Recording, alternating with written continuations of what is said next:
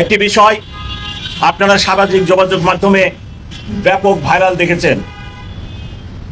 Police যখন কোনো একটি অরাজকতা ঠেকানোর প্রতিহতের চেষ্টা করছিল, তখন আমার অফিসারদের সাথে কি ধরনের ব্যবহার করা হয়েছে অত্যন্ত দুঃখজনক।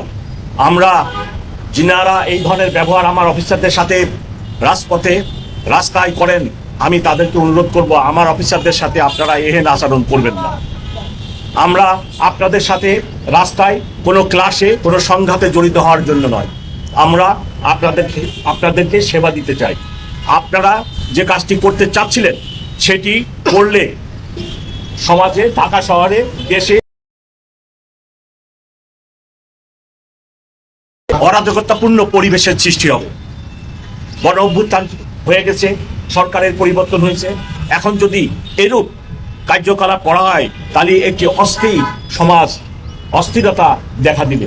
সেজন্যই আমরা সেটি রক্ষার জন্য আমার অফিসাররা নিয়োজিত ছিল। কিন্তু এরূপ ব্যবহার আমাদেরকে বড়ই মর্মাহত করেছে। আমরা এরূপ ব্যবহার কোনো শিক্ষিত বুঝবান মানুষের থেকে আশা করি না। আরেকটি বিষয়, গতকালকে রাত্রে আমার একজন অফিসারকে ককটেল মেরে যেভাবে আহত করা হয়েছে, আপনারা প্লিজ এই নিউজ প্রকাশ করেন।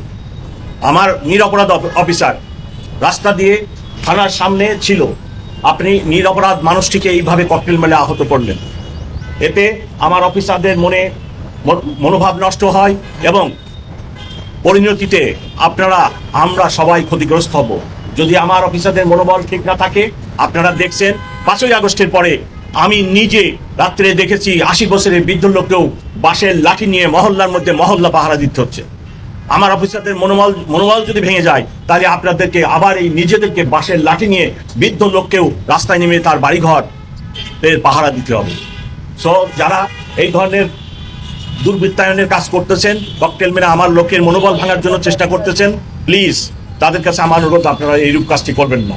আসুন আমরা সবাই মিলে চেষ্টা করি নিরাপদ থাকার জন্য, ভালো থাকার জন্য। ঢাকা মেট্রোপলিটন পুলিশ অভ্যুত্থানের পরে অনেক ভয়ঙ্কর অবস্থায় ছিল। আমাদের অনেক চেষ্টায়, অনেক কষ্টের ফলে, আপনাদের সহযোগিতায় আজকে পুলিশ অফিসাররা মনোবল ফিরে পেয়েছে। আর এই মনোবলকে ভাঙার চেষ্টা প্লিজ করবেন না, এটাই আপনাদের প্রতি আমার অনুরোধ।